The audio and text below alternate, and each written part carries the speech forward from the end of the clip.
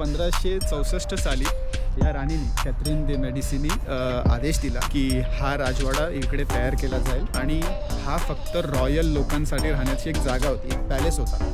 But revolution नंतर बरेच changes झाले आणि त्याच्यानंतर आता लोकल माणसं पण इकडे येऊ शकतात. मोनालिसा ही जी पेंटिंग आहे ती त्याच म्युझियममध्ये आहे आणि ही जी कमानी आहे ती कमानी डिवाइड करते लुव्र पॅलेसला आणि तुलेरी पॅलेसला, जो आज नाही आहे. बट मग तुलेरीज पॅलेस का बनवला? आणि इकडे 200च्या वरती स्टॅच्यूज आहेत. माझ्या समोर जो स्टॅच्यू आहे तो काहीतरी युनिकच स्टॅच्यू आहे. 60 हेक्टरमध्ये पसरलेला हा जो गार्डन आहे तो मला वाटतं पूर्ण पॅरिसला त्याच्या आतमध्ये अकोमोडेट करू शकतो. एवढी ओपन स्पेस आहे इथे, कारण की हे एक ओपन म्युझियम होतं. आपल्या इथे कशी देणगीची सिस्टम आहे तशी इकडे पण आहे बघा. आणि तुम्ही इकडून 3-4 आयकॉनिक मॉन्युमेंट्स बघू शकता पॅरिसचे, जे की समोर तुम्हाला दिसत आहे. पिरामिड, त्याच्या मागे आर्क दे ट्रॉम्प आणि हा गार्डनच्या मागे आहे लुव्र म्युझियम आणि त्याच्यामध्ये होता पॅलेस. हॅलो, नमस्कार, बोनजूर, सलाम to everyone watching out my blog. तुमच्या सर्वांचं स्वागत आहे युरोप ट्रॅव्हल मराठी ब्लॉगच्या डेली सिरीजमध्ये. आणि आज आहे दिवस 12वा आणि आजच्या दिवसामध्ये मी आलेलो आहे पॅरिसच्या एका अशा गार्डनमध्ये. एक असा भव्य सुंदर गार्डन आहे हा. बेसिकली या गार्डनचं नाव आहे तुलेरीज गार्डन. इकडे एक पॅलेस होता आणि हे पॅलेसच्या बाजूचं परिसर आहे मित्रांनो, जिकडे मी आहे आता. पॅरिस होता कारण की 1800 साली या पॅलेसला आग लागली. हा एक रॉयल पॅलेस होता. इकडे किंग लुईस 14, किंग लुईस 15 आणि 16 राहिलेले आहेत. सो हा पॅलेस बनवलेला इकडच्या राणीनी, जिचं नाव होतं कॅथरीन दे मेडिसी. हां, आठवलं. बरीच गडबडी नावं आहेत त्याच्यामुळे थोडा विचार करावा लागतो. सो या 1564 साली या राणीने कॅथरीन दे मेडिसीनी आदेश दिला की हा राजवाडा इकडे तयार केला जाईल आणि हा फक्त रॉयल लोकांसाठी राहण्याची एक जागा होती, एक पॅलेस होता. सो इकडे फक्त रॉयल लोक राहत होते आणि हे गार्डन जिकडे मी आता उभा आहे तिथे पण रॉयल लोकच यायची. लोकल लोकांना एंट्री नव्हती. बट रिव्होल्युशन नंतर बरेच चेंजेस झाले आणि त्याच्यानंतर आता लोकल माणसं पण इकडे येऊ शकतात, जसं की मी आलो आहे. जशी इथे बरीच गर्दी आहे. हा गार्डन 60 हेक्टरमध्ये असा पसरला आहे. 60 हेक्टर याची जागा आहे, तुम्ही बघू शकता. हे माझ्या जे समोर आहे ना, इकडेच पॅलेस होता आणि तो गेट आहे, एंट्रन्स गेट. आणि त्या गेटच्या मागे या बाजूला लुव्र म्युझियम, जो की लुव्र पॅलेस होता पहिला, तो पॅलेससुद्धा समोर आहे आपल्या. आणि त्या पॅलेसला आता म्युझियममध्ये कन्वर्ट केलेलं आहे. मोनालिसा ही जी पेंटिंग आहे ती त्याच म्युझियममध्ये आहे आता. हा गेट होता, हा जो माझ्या समोर गेट आहे तो. आणि इकडे पॅलेस होता जो की जळून गेला 1800 साली. रिव्होल्युशनमध्ये आग लागली आणि असं बोलतात की 2-3 दिवस तो पॅलेस जळत होता. बट भरपूर भव्य मोठा पॅलेस असेल. 2 दिवस लागले जळून पूर्णपणे संपून जायला. म्हणजे बराच मोठा एक जागा असेल, म्हणजे मोठा पॅलेस असेल. आणि असं आहे तुलेरीज गार्डन. फिरवतो तुम्हाला. भरपूर मोठा 60 हेक्टरची जागा आहे. सो फिरूया चला. तुलेरीज गार्डन हीच ती जागा आहे जिकडे तो पॅलेस होता, जो 1871मध्ये जळून राख झाला. रिव्होल्युशनमुळे इकडे आग लावली रिव्होल्युशनरीजनी या पॅलेसला आणि 2 दिवस लागले चक्क जळायला. आणि ही जी कमानी आहे ती कमानी डिवाइड करते लुव्र पॅलेसला आणि तुलेरी पॅलेसला, जो आज नाही आहे. आणि आजच्या तारखेत या लोकेशनचं नाव आहे प्लास दू कोरेसेल, म्हणजे जिकडे पॅलेस होता त्याचं नाव आहे प्लास दू कोरेसेल. तुलेरीज पॅलेस बनवायच्या अगोदर लुव्र पॅलेस इकडे होता मित्रांनो, जो आता लुव्र म्युझियम जाणला जातो तो इकडे आधीच होता. बट मग तुलेरीज पॅलेस का बनवला? तर राणी जी होती कॅथरीन दे मेडिसी, तिला लुव्र पॅलेसमध्ये राहायला आवडत नव्हतं. त्याच्यामुळे तिने हा पॅलेस, नवीन पॅलेस बनवायचा आदेश दिला आणि अशा प्रकारे जन्म झाला एका नवीन पॅलेसचा, ज्याचं नाव होतं तुलेरीज पॅलेस, जो की 1564मध्ये स्टार्ट झालेला कन्स्ट्रक्शन. आणि आज तो दिसत नाही आपल्याला.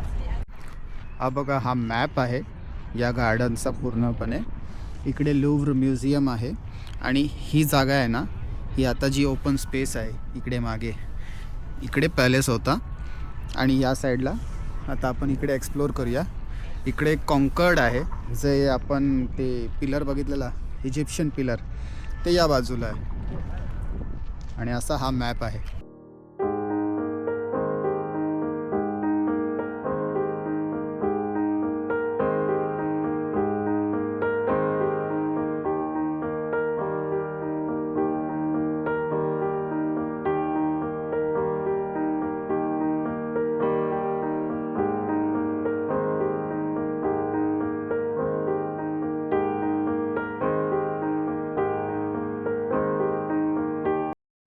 सतराव्या शतकात मित्रांनो एकीकडचा आर्टिस्ट होता.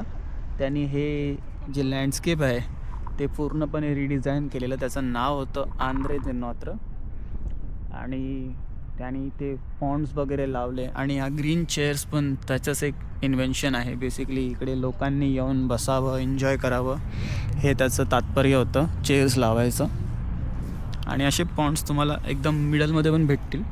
तिकडे मिडलमध्ये भरपूर गर्दी आहे म्हणून मी इकडे आलो आहे. आणि बघा आपला छोटा पाहुणा अटॅक करेल मला. 450 वर्ष जुना हा गार्डन आहे. आणि इकडे 200च्या वरती स्टॅच्यूज आहेत. बट हा स्टॅच्यू बघा, माझ्यासमोर जो स्टॅच्यू आहे तो काहीतरी युनिकच स्टॅच्यू आहे. बरेच लोकांचे असे म्हणजे चित्र काढले, त्याच्यावरती स्टॅच्यू बनवला आहे. आणि काहीतरी एक मिनिंग असेल ह्याचा. भरपूर ब्युटिफुल आहे. आणि 200 स्टॅच्यूज जे आहेत, जे भरपूर जुने स्टॅच्यूज आहेत, ते इकडे तुम्हाला पूर्ण गार्डनमध्ये दिसतील. बट हे सगळे रेप्लिका आहेत. जे ओरिजिनल स्टॅच्यूज आहेत ना, ते लुव्र म्युझियमच्या आतमध्ये ठेवले गेलेत आत्ता. सो हे जे तुम्हाला जेवढे पण स्टॅच्यूज इकडे दिसतील 200च्या वरती, पॉट्स वगैरे असे, हे सगळे रेप्लिका आहेत, एक्झॅक्ट रेप्लिका.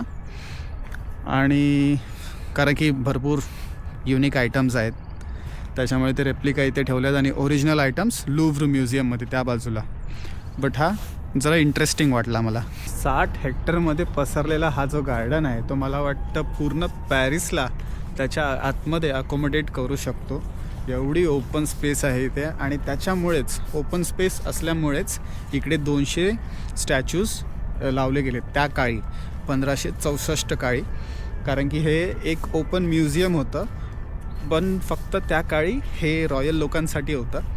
आणि आता सर्वांसाठी आहे. बट रेप्लिकाज आहेत सगळे स्टॅच्यूजचे इकडे. ओरिजिनल जे काही आर्टिफॅक्ट्स होते ते आता म्युझियमच्या आतमध्ये ठेवले गेलेत, लुव्र म्युझियमच्या आतमध्ये. सो आहे ओपन सर्वांसाठी. बट रेप्लिका बघायला भेटतात, एक्झॅक्ट रेप्लिका. बट तुम्ही बघू शकता, येऊन चिल करू शकता. आणि चेअर्स आहेत ग्रीन कलरचे, ते घेऊन तुम्ही कुठे पण, मुवेबल चेअर्स आहेत बेसिकली. इकडे तुम्ही ते चेअर्स उचलून कुठेही जाऊन ठेवू शकता आणि बसू शकता कुठे पण. सो असं आहे चिल स्पॉट पॅरिसच्या आतमधला, ज्याचं नाव आहे तुलेरीस गार्डन, जो की तुलेरीस पॅलेसच्या नावाने प्रसिद्ध होता. बट पॅलेस जळून गेला रिव्होल्युशनरीजमुळे, त्याच्यामुळे आता फक्त गार्डन राहिला आहे.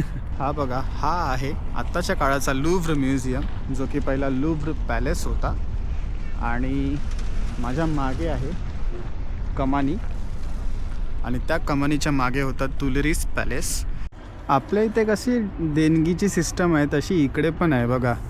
हे जी मूर्ती आहे ती सेंट मॅक्सिम यांनी लाईमस्टोन हे दान केलं आहे. सो त्याचं नाव वगैरे लिहिलं आहे.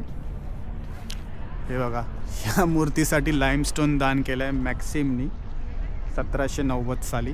आंद्रे ले नोत्रनी काय डोकं लावून इकडचं लँडस्केप डिझाईन केलं असेल.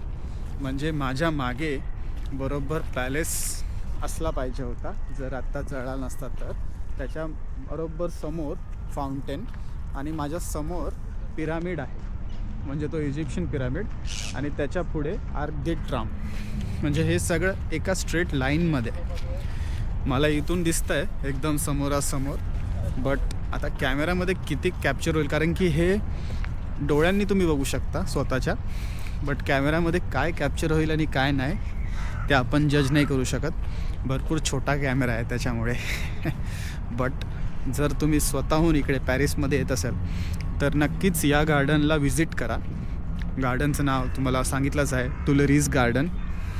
आणि पॅरिसच्या एका चांगल्या स्पॉटमध्ये आहे, म्हणजेच तुलरीस हे मेट्रो 1चं एक लोकेशन आहे. आणि तुम्ही इकडून 3-4 आयकॉनिक मॉन्युमेंट्स बघू शकता पॅरिसचे, जे की समोर तुम्हाला दिसत आहे पिरामिड, त्याच्या मागे आर्क दे ट्रम्प आणि हा गार्डनच्या मागे आहे लुव्र म्युझियम आणि त्याच्यामध्ये होता पॅलेस. सो या, जर तुम्ही येत असाल तर नक्कीच इकडे व्हिजिट करा. तर मित्रांनो, असा होता माझा डे 12. आज या गार्डनला व्हिजिट केला आणि भरपूर मोठा गार्डन आहे, 60 हेक्टरमध्ये पसरलेली जागा आहे. भरपूरच मोठा असल्यामुळे जास्त काही मी फिरू नाही शकलो. थोडे छोटे छोटे लोकेशन्स इकडचे तुम्हाला दाखवले. आणि हो, बराच ब्युटिफुल गार्डन आहे, तुम्ही कुठेही बसू शकता, फ्री ऑफ कॉस्ट आहे. पहिला फ्री ऑफ कॉस्ट नव्हता, म्हणजे ओपनच नव्हता पब्लिकसाठी. हा फक्त आणि फक्त रॉयल गार्डन मानला जायचा. त्याच्यानंतर रिव्हॉल्युशन नंतर इकडे हे पब्लिकसाठी ओपन झालं गार्डन. आणि आता कोणी येऊ शकतं, कोणी बसू शकतं आणि चिल करू शकता. माझ्या बाजूला बघू शकता तुम्ही, पूर्ण पॅरिसची लोकं जी आहेत ती इकडे येतात, कारण की लक्झमबर्ग गार्डन आहे तो भरपूर रश होऊन जातो. तिकडे टुरिस्ट लोकं येतात भरपूर सारे.